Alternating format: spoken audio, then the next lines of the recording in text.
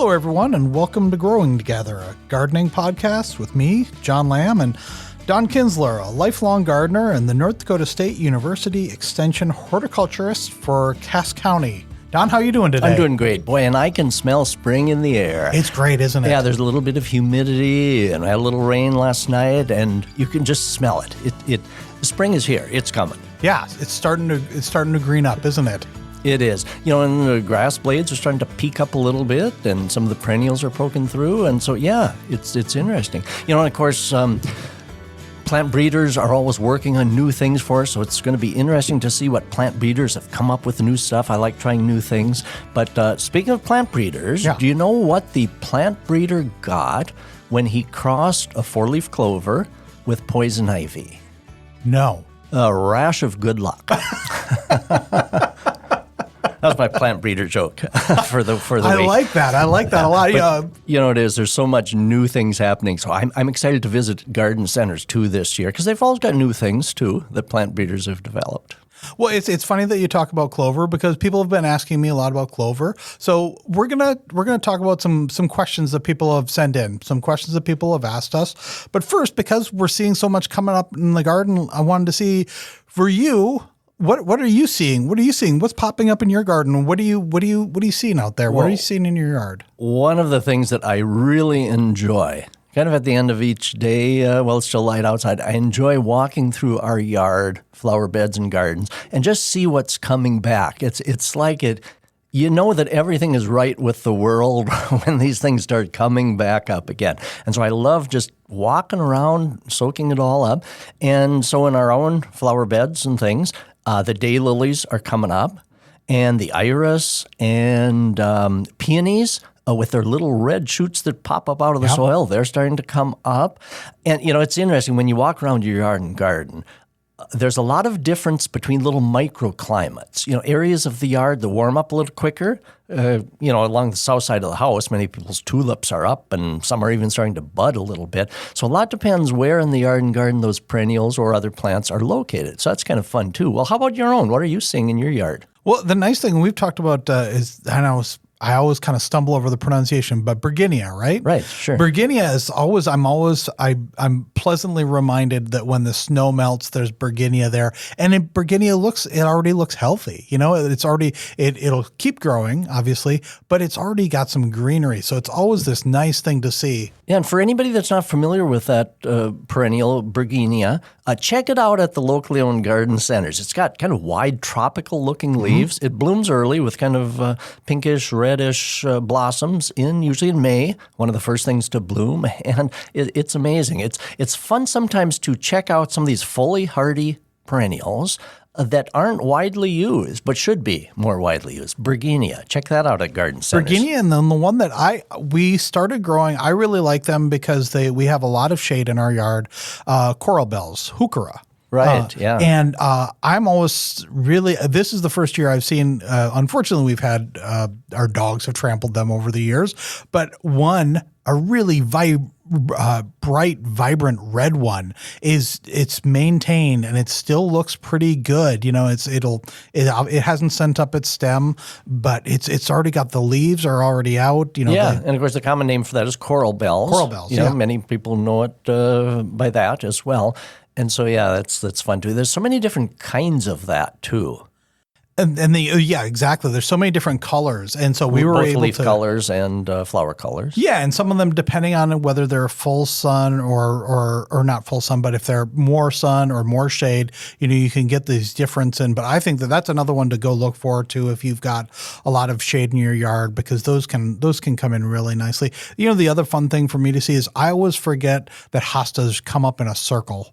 And so if you have established hostas, we've got rings of them that kind of come up. And that's just always fun to see. Those are fun to see come up in the spring because they start with that kind of spear coming up out of the soil. Looks like asparagus, you'd think. Yeah, exactly. And then pretty soon then they start unfolding. Yep. And so that's amazing. Oh, you know, as long as we're talking about hosta, oftentimes people wonder, gosh, the clump is getting really, really big, or maybe your neighbor wants some. When is a good time to divide it?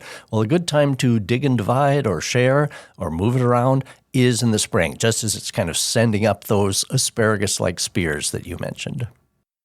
that brings us to questions that people have had, and I'm going to start off selfishly with one of my own, which is that, earlier when we were podcasting, an earlier podcast, we talked about starting plants inside, starting with seeds. And then also now that we're getting closer to actually getting out in the garden, me going out and putting seeds in. So the last weekend, my girlfriend Sam and I, we were at a store and we were looking at seeds to start for things like tomatoes or peppers, things like that. But I got to wondering, with a kind of a later spring as it is, would we be better off going with seed to start vegetable plants, or would we be better off getting a starter once the garden centers start putting those out, actually getting the plant? Well, that brings up the really interesting question, especially for maybe people that are newer to gardening, is why in the vegetable garden, why do you plant some things directly out in the vegetable garden from seeds and others, why do you do plants? You mentioned tomatoes and peppers. That's a classic one. You could direct seed pepper and tomato plant out into the garden, but they take a really, really long time to grow. And so you wouldn't get a crop maybe until September. And so that's why some of those long season type crops, you always buy starter plants. I love that word starter plants. It's a relatively new term that a person hears. Sometimes transplants is another term that's kind of used, but starter plants is kind of what we oftentimes hear and see now. So anyway, tomatoes are classic that a person either starts your own indoors, but they need to be started at least April 1st. So right now, if a person is debating, gosh, kind of a later spring, but it would be too late to start your own tomato plants. So that's why we would buy starter plants. So that's a good question as to why some of these things don't we just seed out? Why do you seed radishes directly out, but you don't do tomatoes? Well, it's all about how long it takes. So things that we customarily and should definitely be buying probably starter plants this year, things like the tomatoes, peppers, cabbage, broccoli, cauliflower. Also, if we start seeing a little bit of a late spring, right now we're not late. Things could turn around in a hurry. When we're talking about late April, first part of May, things can turn around in a hurry because many of these things don't get planted out anyway until the time period between about 15th of May and 30th of May. So we're not late yet if we start getting warm weather. But certain things, if we look like it's not going to warm up much, we always plant out starter plants of tomatoes, peppers, cabbage, cauliflower, broccoli, etc. But some things that we can do we can either direct seed them or do starter plants. And those are things like cucumbers, squash, melons. Even though you could direct seed them, you can get a jump start by buying starter plants. And if it looks like we're going to be kind of late this spring, if it continues to be late, we might wish to buy starter plants of those.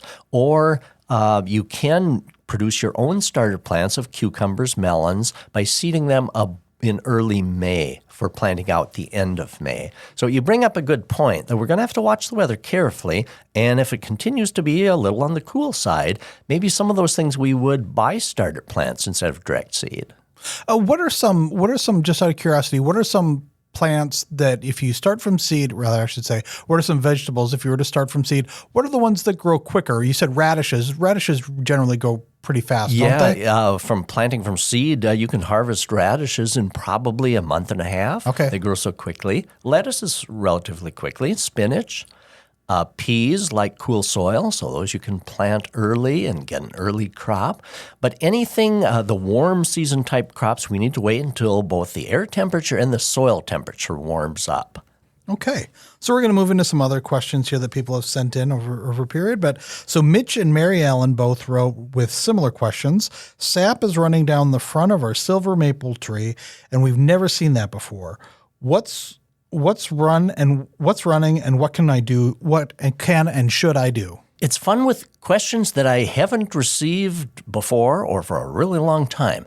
And I got those two questions from them within a day, and this morning I just got a third of that same one. So it's really on established maple trees, they're looking at the trunk of the tree, and there's watery sap oozing out down the trunk of the tree. And this hadn't happened to them before. Okay, well, maple trees, of course, you can tap them for maple syrup. The maple tree usually used is the species called sugar maple, which has a higher concentration of sugar in the sap, so you can boil it down, make syrup.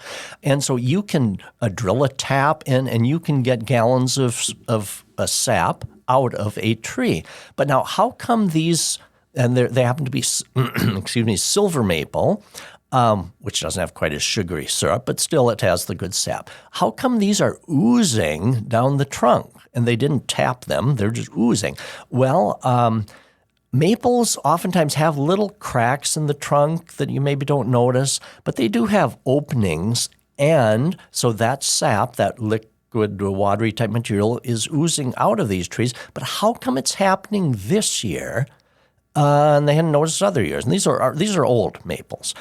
And my best theory is because spring is getting consolidated. The trees have had to wait, and all of a sudden spring is coming. My theory is that the sap has built up in these trees and it has created extra pressure because, spring had to wait. And so all of a sudden they're thinking, we got to start flowing sap inside our tree trunk, and it's built up pressure and it's oozing out of these natural cracks in the trunk. Is it going to harm the tree? No. I looked at the photos of these. I don't see bad cracks or anything. So I think the pressure of the sap has just built up more this year, and so it's finding its way out. I've suggested that they wash out with a hose, just dilute the sap a little bit so it's not going to attract ants and other things. But I think it's going to be okay, but it looks quite dramatic when your tree is bleeding. Now, that sap is going to stop flowing when the leaves are fully expanded. Then that sap isn't going to be running out like that. That's also when they stop tapping trees for maple syrup, is when the leaves are expanded and you don't have quite that vigorous flow of sap. Okay, got another question about trees. Brent sent a photo of his apple tree that you've seen, and rabbits have totally chewed away the bark on the main trunk. He asks, what should I be doing, and will the tree live? And there's lots of rabbit injury this year. Snow came early. The rabbits just didn't have other food sources because their food sources all got covered with snow. And so they turned to our trees and shrubs. And apples and other fruit trees obviously have a very sweet bark to them, and it's attractive to deer and rabbits. And so when a rabbit totally girdles the tree, that's the term for if they eat all the way around the circumference, and if they've eaten down into white wood, where you can see the white wood, they've not only stripped off the bark, but they've eaten away the conductive tissue that's right under the bark that takes water and nutrients up and down in the tree. So with that tissue gone, the tree isn't going to be able to support itself. Water and nutrients aren't going to be able to get up to the leaves. So if it's all the way around, it's not a good sign. If it's part way around, the tree can recover. But is there something that we can do? There are no paints, no sealers, no pruning paints that can replace the tissue that's been eaten away. Somebody on Facebook said, well, they just wrap medical tape around the area. But no, that's not going to do it either. Wraps and that can actually interfere with the natural healing. Of course, we wrap our trees to try to prevent this. But after the fact, wrapping isn't going to help. So what can a person do? I suggested wait and see, because that's all we can do. Trees sometimes have the ability to heal, or if the rabbit didn't quite nibble in far enough, maybe some of that tissue is still intact. So wait and see. But sometimes trees will have enough natural sap internally where they'll leaf out, but then as soon as they have to pump more water up, then they'll decline. But you can always cut away dead wood any time of year, so just wait and see what happens. If the tree does totally die, May is a good time to replace. So right now, wait and see. We had a burning bush that the rabbits got to in the fall before I put up a little fencing around it, the little chicken wire around it. What should I be looking for there to determine, what's next? What should I be looking for to see what shape it's in? How can I tell? Yeah, well, person, again, wait and see. Wait and see where it leafs out. The nice thing about deciduous shrubs like the burning bush is that they have the capacity to come from below. Growth can come from below the point of rabbit injury. They'll come from kind of ground level unless they really ate down into the roots. But and that's what's so harmful when they attack trees, because if they've ruined everything up above, from below you just get a bunch of kind of sprouts. You'd have to totally renew a new trunk or grow a new tree trunk. So deciduous shrubs, if they eat them, there's certainly more hope on those. If they've eaten evergreen shrubs, such as arborvitae, that's a different case. Evergreens do not have the capacity to regenerate lost growth the way deciduous do. Well, that brings up our next question. Darla writes, the rabbits have totally eaten away the foliage from our arborvitae shrub as far as they can reach, and all that's left is bare branches. Will it leaf out again? As I mentioned, evergreens don't have the capacity to send out new growth the way that a leafy deciduous does. Deciduous shrubs, you can cut way back, they'll bounce back just fine. Evergreens, if the outer foliage has totally been stripped away and all you've got left are the inner branches, they usually will not leaf out. Again, wait and see. Sometimes plants will surprise us. But if you look around to old arborvitaes, oftentimes they're bare at the base. As high as rabbits could reach, they're oftentimes bare at the base, and they just don't regenerate that growth. That's why the prevention, you mentioned chicken wire, that's why prevention is so important, especially on evergreens, to prevent rabbit injury. I know we have an arborvitae shrub, and I think the weight of the winter snow looks like it kind of forced it down and it split at part of it. And I think we'll see how far that goes. Like you said, wait and see. But our arborvitae, the columnar type of arborvitae, totally splayed apart in the snow. And I thought, oh, great. Is that ever going to become a columnar again? Because they're all spread out. And I'm surprised, though. Recently, they've looked pretty good. So we can do some tie with cloth. With strips of cloth, you can kind of bind them back up. And if you do that internally, kind of concealed within the foliage, you can bring those branches back up, like with strips of cloth, tie it up in, and that will usually regain the strength. But if there was damage done to the wood, if they've cracked or split, then there's not much that can be, and that's why I think be we're done with that. It's interesting. This year we talked about rabbit protection, chicken wire, but this year you would have had probably 6 foot high chicken wire you'd have to have around. Pretty... So on many peoples, the rabbits just were able to get up above any protection on the snow level. Well, we're going to take a little break, and when we come back, we're going to have more questions that listeners have sent in. For a limited time, you can get 6 months of unlimited local news access for only $2 at inforum.news/deal. We're honoring World Press Freedom Day, and along with this deal, we're giving you free access to our news website for 24 hours on May 3rd, so you can experience the critical role local news plays in keeping you informed. If you'd like to stay connected to your community with unlimited access every day, subscribe now to get 6 months of local news for only $2. Visit inforum.news/deal now before this deal ends on May 5th. That's inforum.news/deal. All right. Well, we've been doing this podcast now for a couple of months, and we're hearing from people, and that's really great.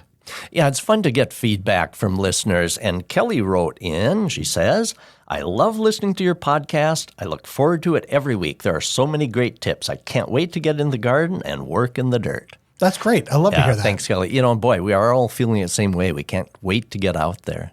Yeah, and so we do have a lot of questions about gardening and lawns. So we're going to get into some questions about lawns now. This is from a friend of mine, Bill, and he had said his neighbors put up one of those white plastic kind of PVC type fence, and they don't have any shade in their yard. So when the sun comes in, it's really bright and it just blasts the lawn alongside that fence. He's wondering if there's something that they can plant there. They're not big on gardening, but they wanted to see if there's something that kind of low maintenance they could plant along there because the lawn is just dying. Any thoughts on that? Yeah, and of course the key there is all the reflective sun and heat that's getting. So I can imagine that place, that area probably cooks. And of course our lawn grass for our area is considered cool season grasses. We get a few hot days in the middle of summer, but generally our area has been cool. So that's the type of grasses that are adapted, and they don't like spots like that. So it's no wonder it probably turns brown and they just don't grow very well there. So what would a person plant along there? I've got just the thing that they could probably plant along that area. So first of all, remove the grass along there, maybe put in some edging so it stays neat. And then how about a shrub that developed out in the Badlands of North Dakota? Oh, yeah. Sounds ideal, doesn't it, for this spot? So junipers, creeping, spreading junipers. They love heat. They'll take dryness. There are a couple of varieties that you'll find at local garden centers. Some have greenish blue tint. And they get, the type that I would choose would get those that would only get maybe 12 inches in height or less. They spread outward. Now, a person is going to have to keep them trimmed a little bit or they'll want to come out into the lawn. But, very few plants are totally maintenance-free. But they're going to thrive in that area. They'll give a beautiful, either a bluish tint or green tint, depending on which cultivar. There are even some that NDSU developed that were selected from out in the Badlands of North Dakota. So definitely creeping junipers, I would do that. I could see a whole kind of a bed of those. I think would look very, very nice. Another shrub that if you don't want all the same thing, is potentilla. Potentillas were also native out in the Badlands of North Dakota. There's a wonderful one called Dakota sunspot that is one of the largest flowers, yellow flowers, and the most prolific all summer long. Yeah, and they're really nice big pops of yellow. So again, if you've got a white fence that's always going to be, one of these plastic fences that's always going to be white. Now picture this, a nice kind of a blue-tinted juniper, creeping juniper, with the bright yellow Dakota sunspot potentilla. I can picture it. Yeah, and it would do well along there. And a lot of people, you talked about, having these kind of regional shrubs in there. What about any kind of prairie grasses? We're seeing a lot of people who are doing more with prairie grasses. Yeah. Any thoughts on that? Such as big blue stem. Okay. Or there's also little blue stem along there. So some of the native prairie grasses, native to North Dakota and Minnesota, would be good choices there also. Because some of those really don't require a lot of water, and they can hold up to the heat. They're quite low maintenance. Yeah. So I think we've got a good landscape plan for him. Okay, so this is another friend of mine, Kay, sent in a question. She said, bear with her, this is a little long. It says, last year I decided to plant native grasses on the front lawn. I prepped the area, purchased good soil from a local landscaping company, and planted a blend of buffalo grasses and fescues. Things were slowly growing for about 5 weeks, and because I am not a patient person, this is where it comes in. Because she's not a patient person, she planted another bag of seed and left for vacation for 2 weeks. So when she came back, the lawn was all weeds and big old weeds over the entire lawn. She said, I started to pull the weeds by hand, but that was a losing battle, so I used Roundup. In parentheses, please forgive me, I was desperate. In mid-August, I planted quick-growing grass because I didn't want a super muddy lawn this spring. That worked, but still, I want a native grass lawn. Where to start there? What if someone wants to have a native grass lawn? What's the best way? How do they go about that? And the best way is to start with a native grass seed mix from one of the local seed companies. A couple of those. One is Agassiz Seed in West Fargo.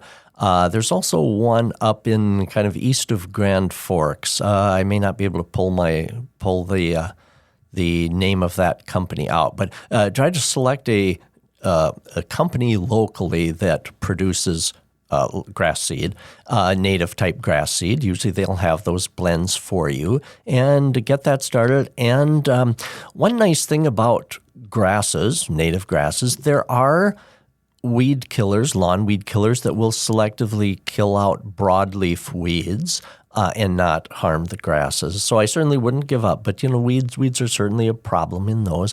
One good question is, that I get oftentimes is she applied Roundup. The active ingredient is glyphosate. And will that harm the soil for what she plants? And no, Roundup glyphosate does not have soil carryover, and so she can replant right away this spring. Okay, we were looking for the seed company, and was it Hefty Seed Company in Grand Forks? That's probably one of them, but there is another one. There's Rivard's Rivards. Rivard's That's the Turf one. and Forage. Exactly. Okay. Yep, Rivards would be another good source of local seed. Okay, well, we'll stick with the lawn theme. And this is from Jim. He writes, my lawn is full of little bumps that you feel when you walk across it. It's so bad that you could almost turn an ankle. What makes the lawn so lumpy, and what can I do? Anyone who's walked across a lawn affected by night crawlers can relate. Because when you have, it's one of those things, when you've experienced it, it's like, oh yeah, now I see what they meant. It's like walking across golf balls all across the lawn. And it's caused by night crawlers. When night crawlers are doing their thing, they create little humps in the soil. And when you get those all over the lawn, it actually can feel like you're going to turn an ankle. Well, so what do we do about night crawlers? There are no chemicals that are legally cleared for application to get rid of night crawlers because they're beneficial. They go through and work up the soil nice, and so your lawn can actually grow better. Unless you have to walk across it, of course. And so what do? A couple of things. Power raking each spring will tend to level those out. Okay. And if you water your lawn, if you irrigate your lawn, water less often but deeper. 1 inch a week. What that does is the water will go deeper. The grass will actually love this better than frequent shallow. But also the night crawlers will tend to go deeper into the soil where the moisture is. They'll not work on the surface as much. And so managing irrigation of the lawn can help as well.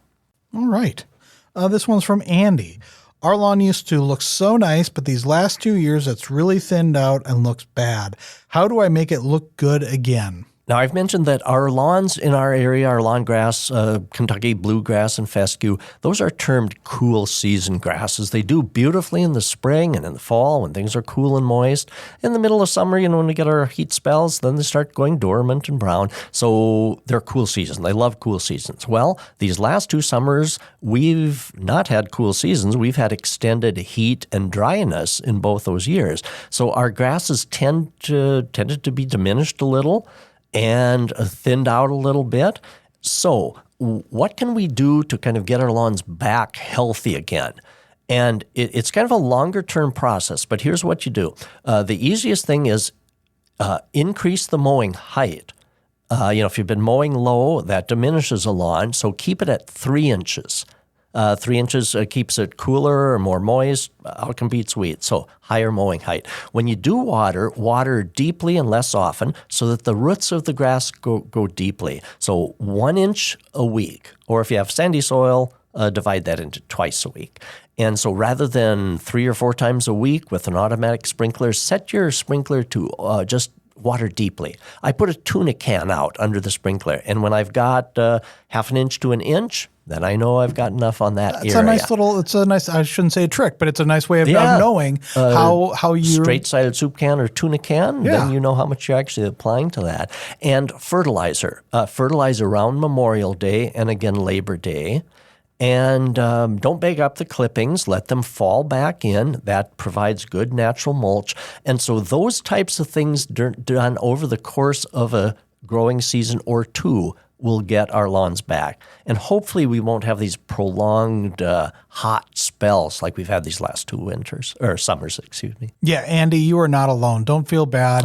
Lawns have looked terrible all across the region. Yeah, he's not alone. Everyone's been struggling with it, and it's just the way that the growing seasons have been. And opposite of what the lawn would prefer. Yeah, and if we've been in a drought and then we have watering restrictions, there's really not much you could do. But the good thing is that they can come back.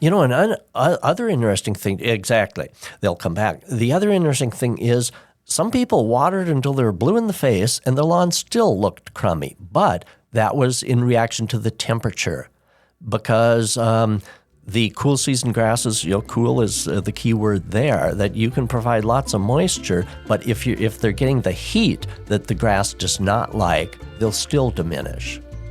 All right, we're going to take another break, and when we come back, we're going to have a question about roses.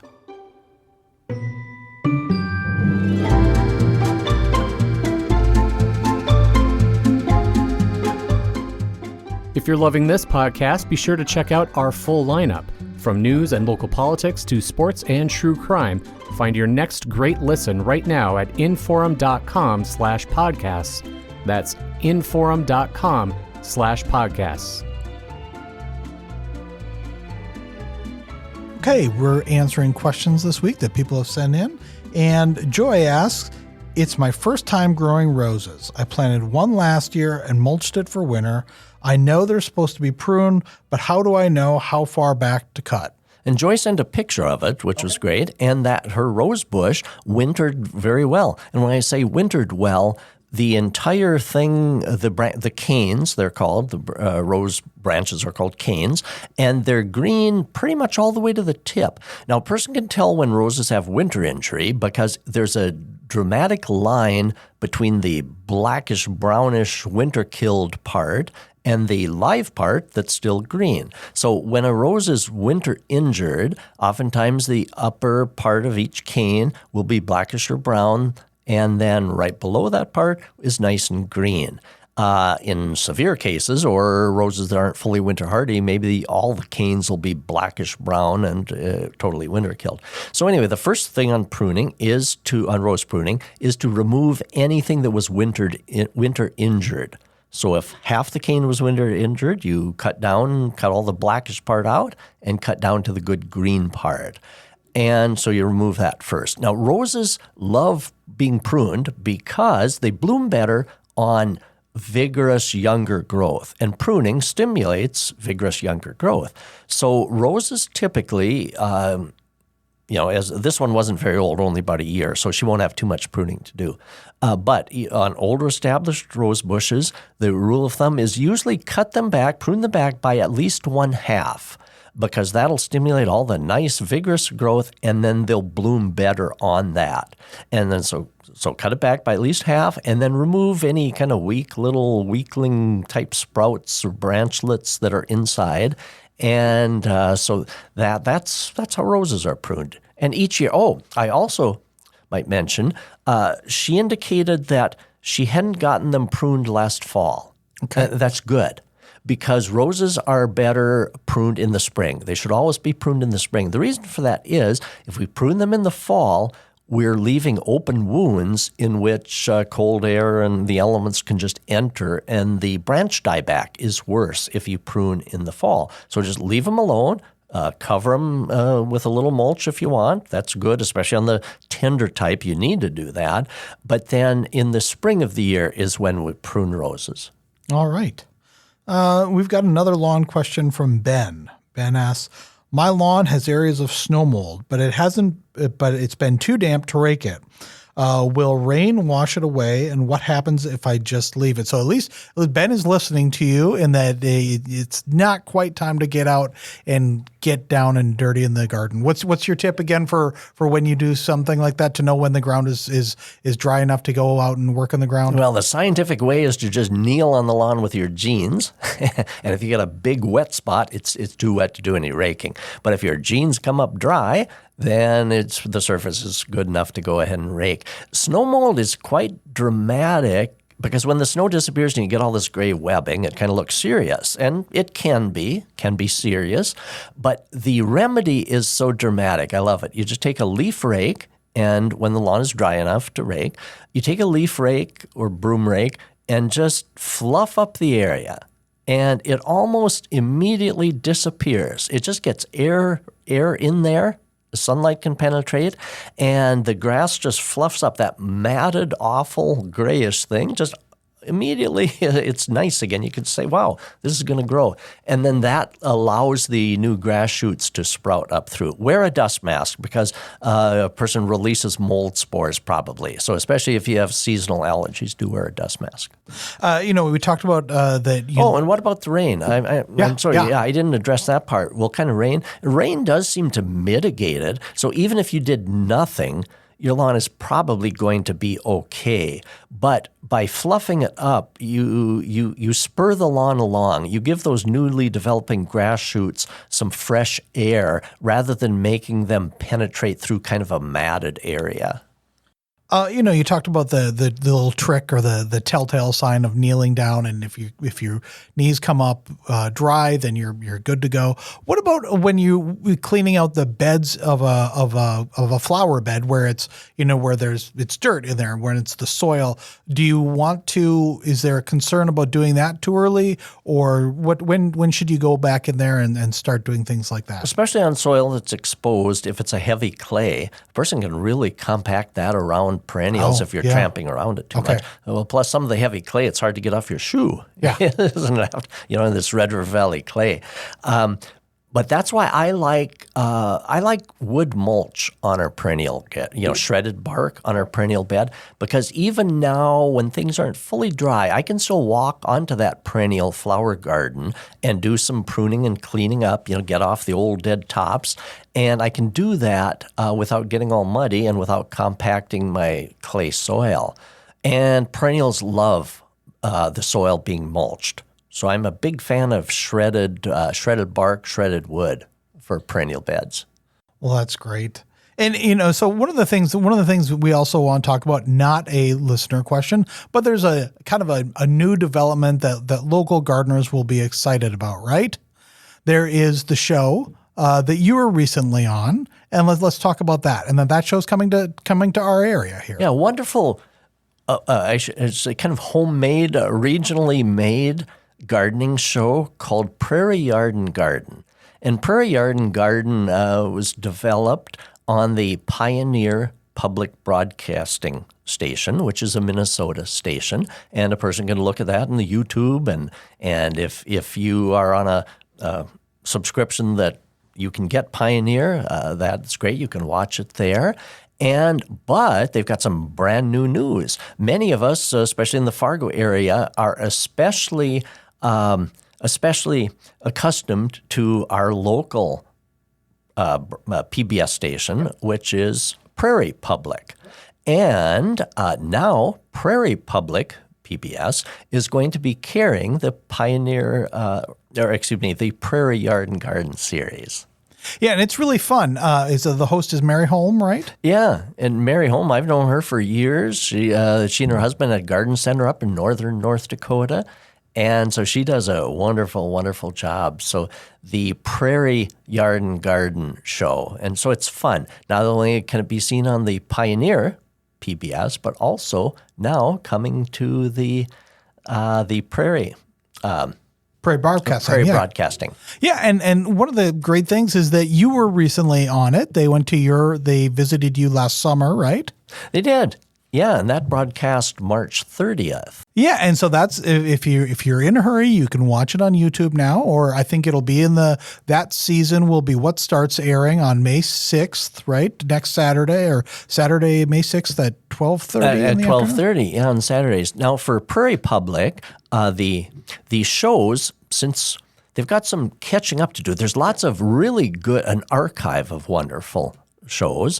So anyway, Prairie Public PBS on Saturdays at 12:30 will be airing last year's shows, so that we're going to be able to see last year's. And so much of gardening is timeless, so these things don't go out of date.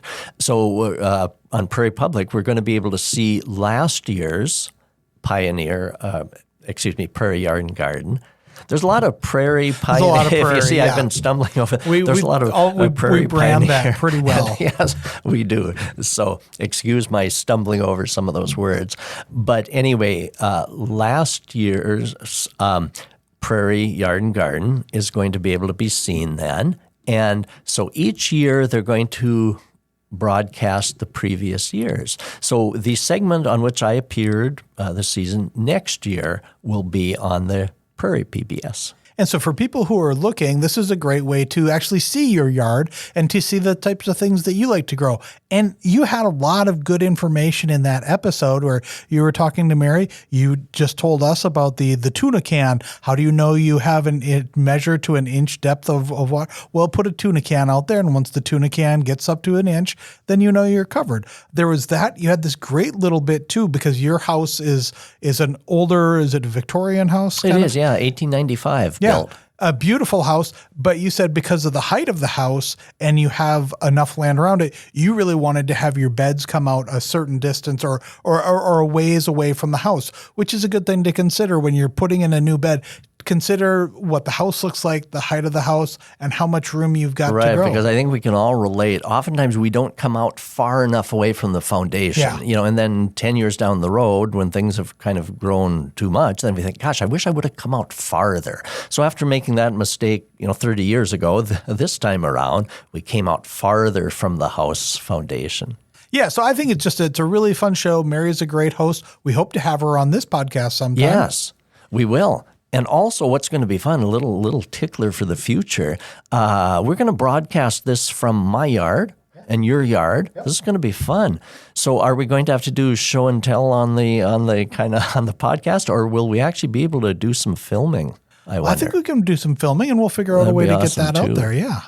That'll be a lot of fun. And show and tell on the airwaves isn't quite as good without photos. Yeah, I think we'll figure it out. I suppose you could have a yard for radio, just like you have a face for radio. Sure, yeah, exactly, yeah. I think ours will be fun, and it'll be fun to have people because we like talking about our yards, and you like having people over and pointing things out, and and now with the weather, we're able to get out and we're able to start taking stock of what's in our yard, seeing what we want to do, and pretty soon we'll actually be able to start doing that. You know what was fun about this long, long winter and slow spring?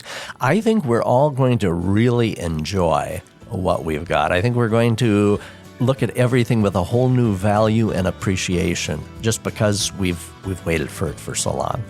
All right. Well, that does it for another episode of Growing Together, a gardening podcast. I'm John Lamb. And Don Kinzler. And we'll talk to you later. When you can't make it to City Hall or school board meetings, local journalists from Inforum.com will be there to report the facts and get your questions answered. Local news works for you. Stay up to date at Inforum.com.